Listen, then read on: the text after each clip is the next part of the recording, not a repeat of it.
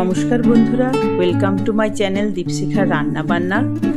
তো আজকে আমি আপনাদেরকে দেখাবো কিভাবে পটলের ভর্তা আমি বানাচ্ছি। তো আমি প্রথমে পটলটাকে এরকম করে একটু চেঁচে নিয়ে এরকম 2-3 ভাগ করে কেটে নেব।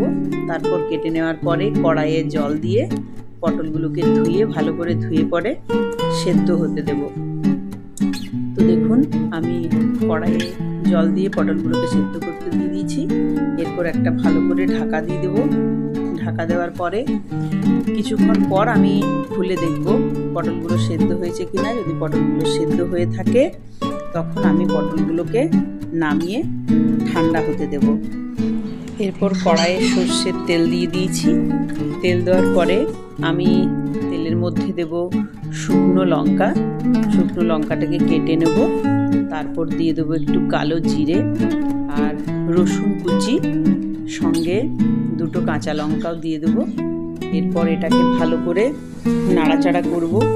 একটু ভালো করে ভাজা হয়ে যাওয়ার পরে আমি ওখানে দিয়ে দেবো, কড়াইয়ের মধ্যে দিয়ে দেবো পেঁয়াজ কুচি। এরপর পেঁয়াজ কুচির সঙ্গে সবটা ভালো করে নাড়াচাড়া করব। পেঁয়াজটার থেকে একটু কাঁচা গন্ধটা বেরিয়ে যাওয়ার পরই আমি ওর মধ্যে মশলা হিসাবে দেব একটু লাল কাশ্মীরি লঙ্কা, আর দেব হলুদ গুঁড়ো, নুন, মানে বিট নুনও দেব, আবার এমনি নুনও দেব।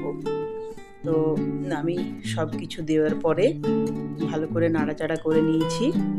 এরপর এই মশলাটা একটু হয়ে যাওয়ার পরই আমি পটলটা যেটা সেদ্ধ করেছিলাম সেই পটলের পেস্টটা এর মধ্যে কড়াইয়ের মধ্যে দিয়ে দেব।